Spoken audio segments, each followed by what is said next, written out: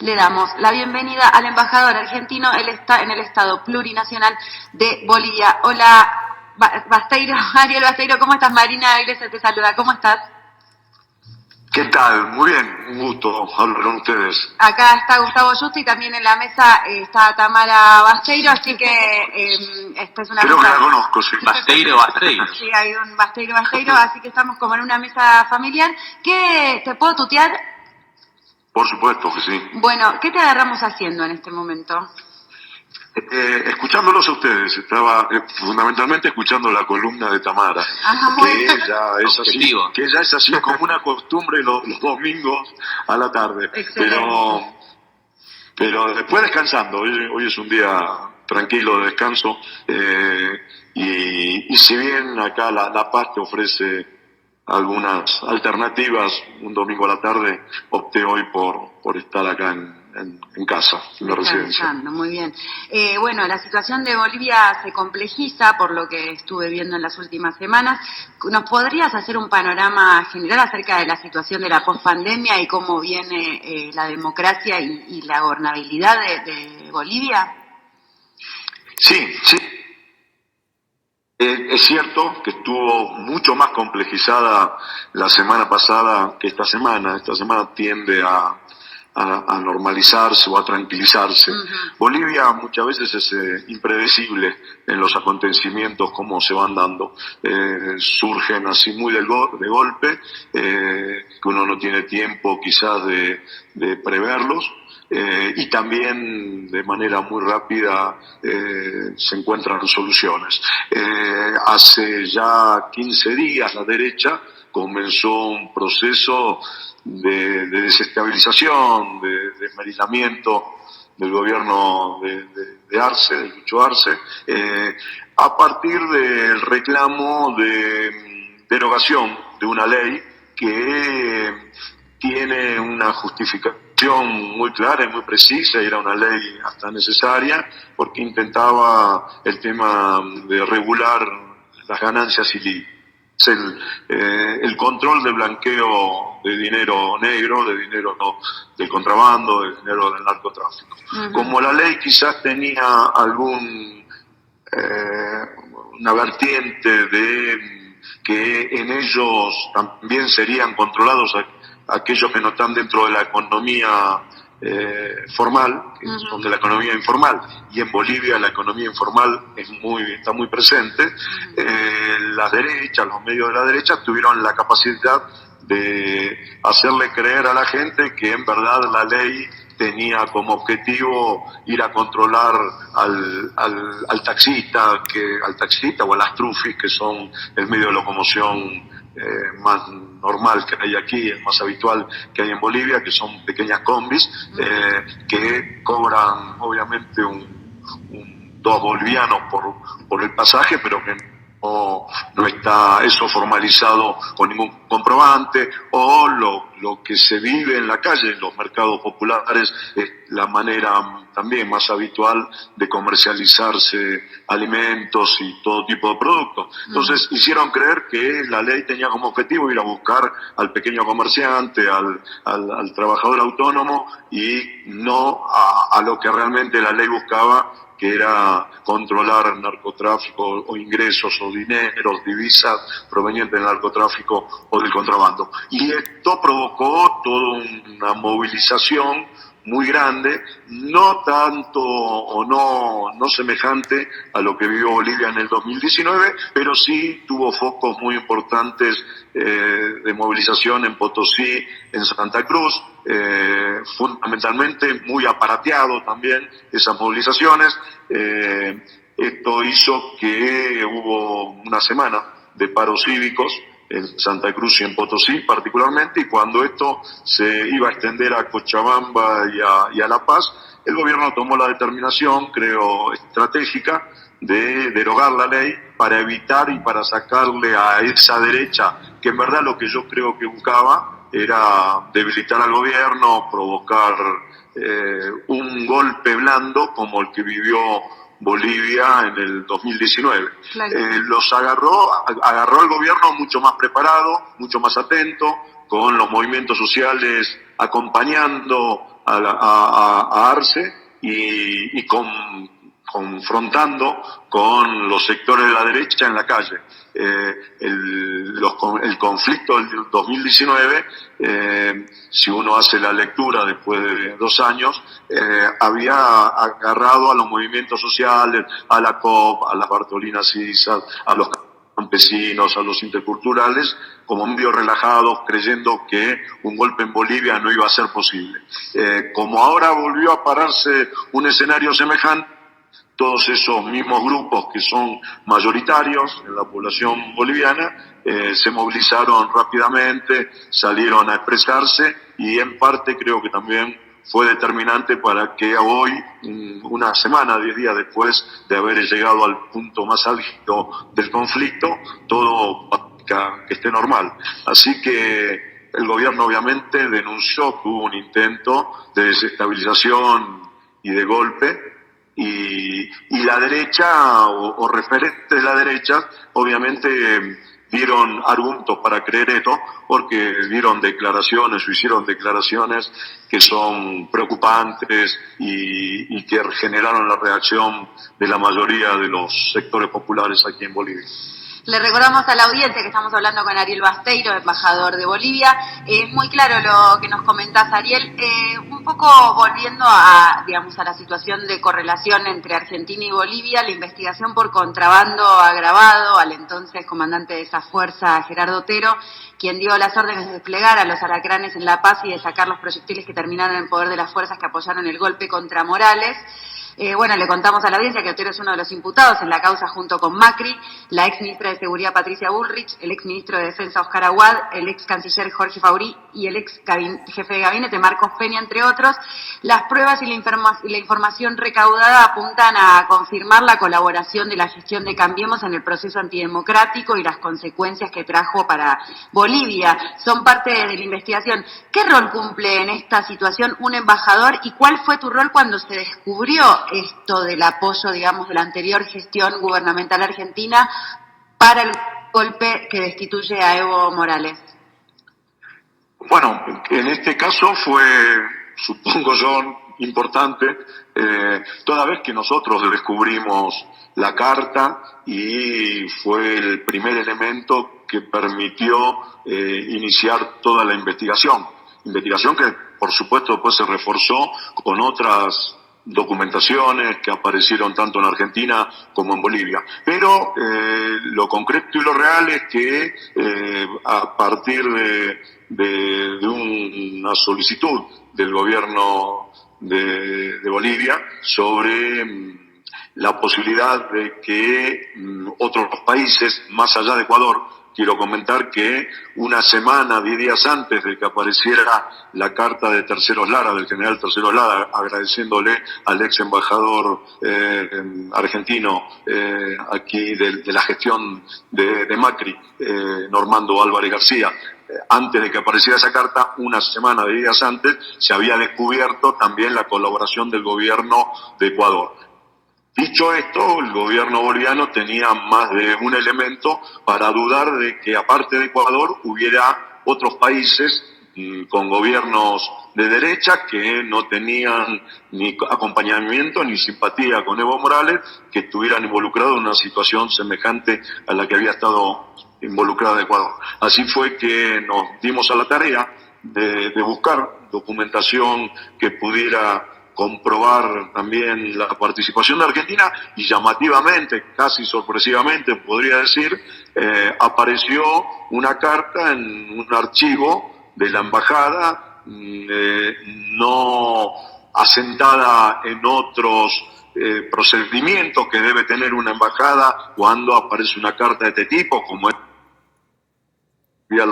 a la Cancillería, hacer un cable, o una nota de esa característica que había llegado a las manos del embajador, se guarda en una carpeta que tiene el embajador, no que está en el archivo general. Sin embargo, buscando mucho, encontramos en el archivo general esta nota que después despegó toda la investigación y que no tan solo con documentación, sino que aquí en Bolivia se encontró la prueba del delito, se encontró las municiones que se habían enviado desde Argentina. Aparecieron testigos presenciales y los propios suboficiales encargados de haber registrado el ingreso de ese armamento a los depósitos de la policía o de la Fuerza Aérea.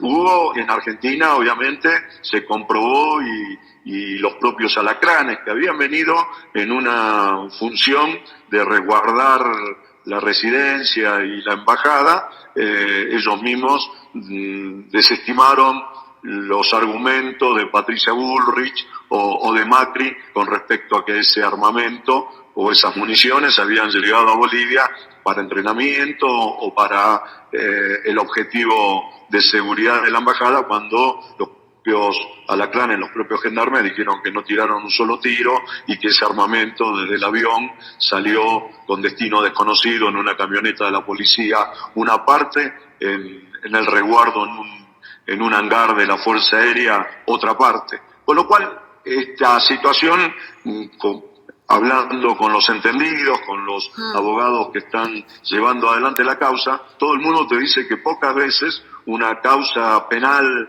por contrabando como esta ha tenido tantos testigos, tanta documentación, la prueba del delito materialmente aquí en Bolivia. Con lo cual todo hace creer que ya sea en la justicia argentina y también en la justicia boliviana, que está investigando el tema, en poco tiempo va a haber demasiados elementos como para poder avanzar en el procesamiento a los por hoy inculpados, Mauricio Macri, Patricia Bullrich y otros 14. En total son 14 funcionarios del gobierno de Macri que estuvieron involucrados en este contrabando agravado. Tremendo relato. Me deja un poco erizada y con piel de gallina escucharte, Ariel. Uno estima que probablemente en algunos momentos de tu vida, tu extensa vida política, haya hitos de la historia que determinan que sigas trabajando, ¿no? Bueno, ahora como diplomático. En este momento para la unificación de nuestro continente, que siempre tan embestido y vapuleado se encuentra por las pujas de diferentes intereses. Digo, más allá de esto que relatabas recién, que es contundente y que obviamente marca un hito, digamos, en la defensa de la democracia regional, ¿qué fue lo más determinante como acontecimiento político durante tu trayectoria, Basteiro, a lo largo de tu vida política? Un montón, muchas, pero hay yo provengo de la actividad sindical, fundamentalmente. Me formé también políticamente dentro de lo que era el Partido Socialista, allá por el 2005, un grupo muy importante del Partido Socialista nos acercamos a Néstor y al kirchnerismo y comenzamos a ser parte de esa nueva etapa que vivió Argentina. Eso fue algo importante, pero mi formación también viene del mundo sindical. Fui secretario general del gremio aeronáutico durante muchos años y fundador de la CTA, y como secretario general del gremio aeronáutico me llevó tuve la responsabilidad de llevar adelante un conflicto muy importante que tuvimos los aeronáuticos, que tuvo el movimiento obrero, fue evitar el cierre de aerolíneas argentinas. Ese fue un conflicto importante. Fue muy importante el proceso fundacional de la CTA, donde participé activamente. Fue muy importante llegar a la Cámara de Diputados en el 2001, en un proceso, en un momento en donde Argentina estallaba por todos lados, y considerarme parte de ese nuevo proceso que se comenzó a vivir en el país y que después terminó generando lo que fue el kirchnerismo, ¿no? Yo creo que el kirchnerismo también es producto y nace en respuesta a lo que sucedió en nuestro país allá en el 2001, que fue el proceso de desgaste y determinación de un neoliberalismo que habíamos vivido en Argentina durante los anteriores 30 años. Y después también, digamos, el hecho de terminar con ese pasado, con ese currículum que viene más de la lucha, que viene más de estar en la calle, terminar como embajador cuando normalmente eso está más atado a determinado perfil, a la diplomacia. Yo siempre digo que fuimos producto de los presidentes que tuvimos. Yo soy embajador porque en su momento, primero Cristina, después Alberto, pero fundamentalmente allá en el 2011, 2012, cuando Cristina me ofrece llegar aquí como embajador en Bolivia, yo estuve 4 años antes que ahora como embajador aquí, era porque en Latinoamérica se vivía un proceso de transformación muy profunda de nuestros pueblos, con presidentes que se parecían a su pueblo y por ende que nombraban embajadores que no era normal anteriormente que se nombraran. Yo cuando llegué acá, la primera vez era muy cómico porque el embajador ecuatoriano era el referente indígena de Ecuador, que estaba como embajador aquí.